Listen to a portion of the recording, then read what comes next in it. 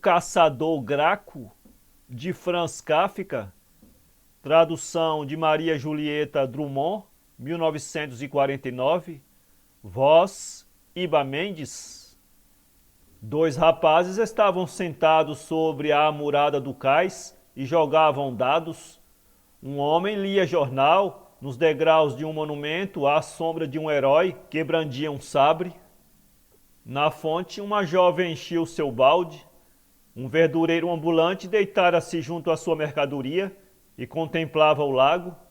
Nas profundezas de um botequim, viam-se através da soleira vazia da porta e das janelas dois homens bebendo vinho.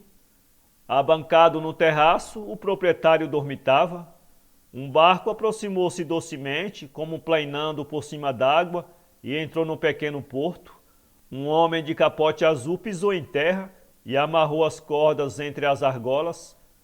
Dois outros homens, de roupa escura com botões de prata, chegaram atrás do barqueiro.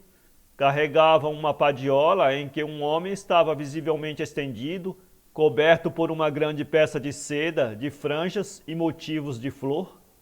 No cais ninguém reparou nos recém-chegados, nem mesmo quando estes depositaram a maca à espera do barqueiro, que continuava a amarrar as cordas. Ninguém se aproximou, ninguém veio interrogá-los, ninguém os examinou com um pouco mais de atenção. O barqueiro foi retido ainda 1 minuto por uma mulher que apareceu num convés, com os cabelos soltos e uma criança ao colo. Em seguida juntou-se aos outros e designou com o dedo uma casa amarelada de 2 pavimentos, que se erguia à esquerda, retilínea, à beira d'água. Os carregadores pegaram seu fardo e entraram por uma porta baixa, mas formada por 2 colunas elegantes. Um menino abriu uma janela, viu ainda por um instante o pequeno grupo desaparecendo na casa, depois fechou a janela com precipitação.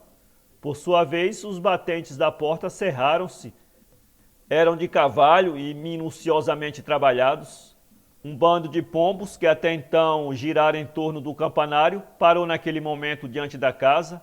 Reuniram-se todos juntos à porta principal, como se a sua comida estivesse guardada na casa. Um deles voou até o primeiro andar e bateu com um bico na vidraça. Eram aves de cor clara, bem cuidadas e vivas. Num gesto grande, a mulher do bote atirou-lhes um punhado de grãos. Precipitaram-se todos sobre a comida e voaram para a mulher. Um homem de chapéu encanudado e com fumo desceu uma das ruelas estreitas que descambavam em declive duro para o porto. Olhava em torno com atenção e tudo o preocupava. A visão das imundícies se prolongava em um canto sombrio de seu rosto. Nos degraus do monumento havia cascas de frutas. Varreu-as de passagem com a bengala, bateu à porta da casa, tirou o chapéu, conservando-o na mão direita, enluvada de preto. Havia bem uns 15 rapazes que faziam ala, inclinando-se no longo corredor. O barqueiro desceu as escadas, cumprimentou a personagem e a conduziu para cima, ao primeiro andar. Deram juntos a volta do pátio, rodeado de galerias graciosas, de construção ligeira, e à medida que os meninos se comprimiam, a uma distância respeitosa, entraram pelos fundos da casa, em um grande quarto frio. Não havia mais parede de frente, via-se apenas um muro de rochedo, deserto, cor de cinza negro. Os carregadores estavam ocupados em dispor e acender alguns círios à cabeceira da padiola, mas as velas não produziam luz alguma. Somente as sombras imóveis pareciam amedrontadas e se puseram a esvoaçar nas paredes. A peça de seda fora retirada da maca. Um homem ali estava deitado, com os cabelos e a barba desgrenhada, confundindo-se selvagemente. Tinha a pele bronzeada e parecia um caçador. Estava deitado, sem movimentos, aparentemente sem respirar, com os olhos fechados, e contudo apenas as coisas que o rodeavam sugeriam que fosse talvez um morto. O cavalheiro aproximou-se da padiola, colocou a mão na fronte do homem que jazia, em seguida ajoelhou-se e rezou. O barqueiro fez sinal aos carregadores para deixarem um quarto. Eles se retiraram, afastando os meninos, que se haviam reunido do lado de fora, e fecharam a porta. O silêncio não pareceu ainda suficiente ao cavalheiro. Dirigiu um olhar ao barqueiro que, compreendendo, passou por uma porta lateral ao quarto vizinho. Imediatamente o homem estendido na maca abriu os olhos, voltou o rosto com um sorriso doloroso para o cavalheiro e perguntou: Quem és tu?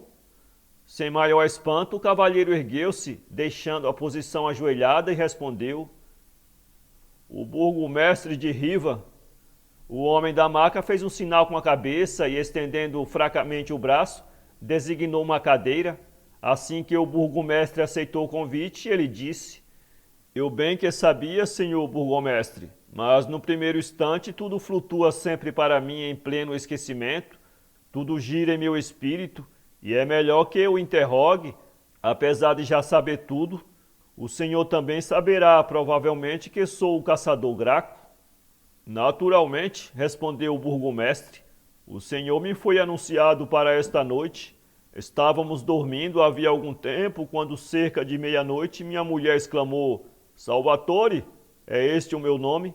Olhe um pombo na janela. Havia efetivamente um pombo, mais grande como um galo. Voou até meu ouvido e disse: Graco, o caçador morto, chega amanhã, recebe-o em nome da cidade. O caçador aprovou com a cabeça e esticou a ponta da língua entre os lábios.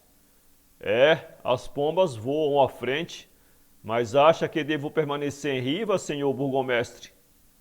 Não lhe posso dizer, respondeu o burgomestre. O senhor está morto? Estou, afirmou o caçador. Como pode ver, isso aconteceu há longos anos e deve ter sido em um tempo incrivelmente longínquo. Caí de um rochedo na Floresta Negra, fica na Alemanha, ao perseguir uma cabra montês. Desde aquele momento estou morto. Entretanto, o senhor está vivo também, observou o burgomestre.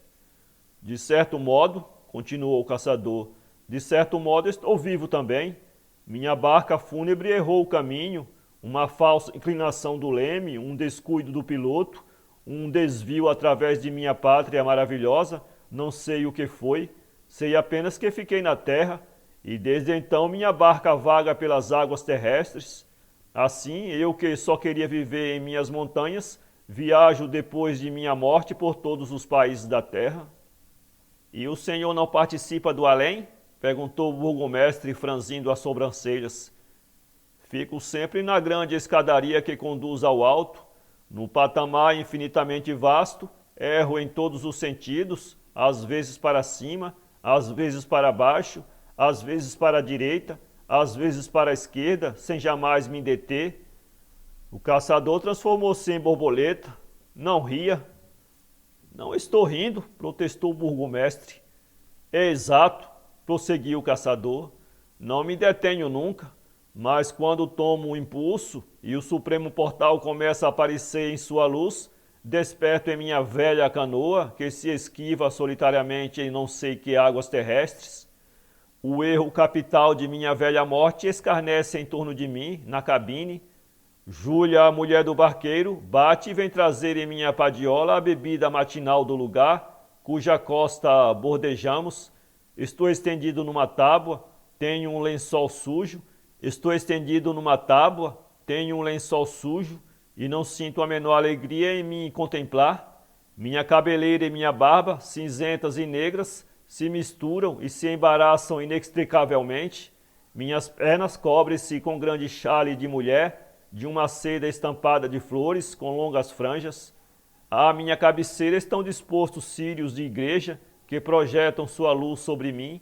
Na parede em frente está uma pequena imagem, evidentemente um homem da mata que me visa, armado de lança, e procura proteger-se através de um escudo enfeitado de pinturas esplêndidas. Nos navios encontram-se muitas pinturas idiotas, mas esta é o cúmulo da idiotice. Através da vigia da parede lateral, o ar quente da noite do sul chega até mim e escuto as ondas batendo contra o barco velho. Aqui estou estendido desde um dia longínquo. Nesse dia eu, Graco, caçador ainda vivo, persegui uma cabra em minha floresta negra natal e levei uma queda. Tudo se passou conforme a regra. Corri, caí, sangrei todo o meu sangue numa ravina, me vi morto, e essa barca deveria ter me conduzido para o além. Lembro-me ainda com que alegria me deitei pela primeira vez sobre esta tábua. Nunca as montanhas me ouviram soltar um grito semelhante ao que escutaram estas quatro paredes, que me pareciam ainda um tanto crepusculares. Eu tinha aceitado alegremente a vida e alegremente aceitar a morte. Antes de subir a bordo, senti uma felicidade profunda em atirar para longe de mim meus fardos miseráveis. Deixei cair a cartucheira, o saco, o fuzil de caça, objetos que eu sempre carregara com orgulho, e enfiei-me no sudário à maneira de uma jovem em seu vestido de noiva. Ali fiquei estendido esperando. Então aconteceu uma desgraça. Um mau destino, comentou o burgomestre, erguendo a mão, como a conjurar qualquer coisa. E o senhor não terá um pouco de culpa nisso? Absolutamente, eu era caçador. Será isso uma culpa? Eu ocupava um emprego de caçador na Floresta Negra, e nessa época ainda havia lobos. Eu espreitava, atirava, abatia o animal, tirava-lhe a pele. Será isso uma culpa?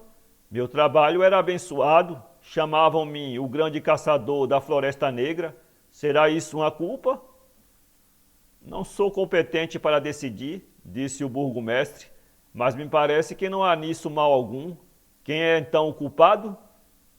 É o barqueiro, respondeu o caçador. Ninguém lerá o que escrevo aqui, ninguém virá ajudar-me, mesmo que via em meu auxílio fosse proclamado como um dever.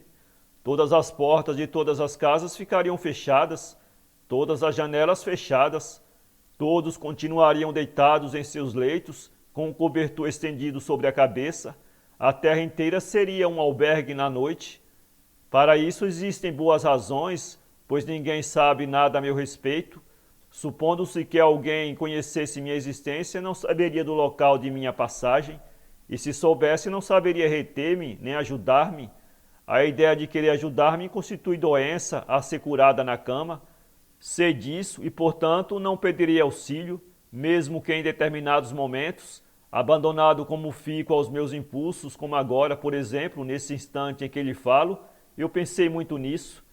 Mas para expulsar tais ideias, basta olhar em volta, imaginando o lugar em que me acho, e posso bem pretendê-lo, em que habito há séculos. Extraordinário, disse o burgomestre, extraordinário. E agora pensa permanecer conosco em Riva? Não, respondeu o caçador sorrindo, e para desculpar a brincadeira pousou a mão sobre o joelho do burgomestre. Estou aqui, sei apenas isso, e não posso fazer mais nada.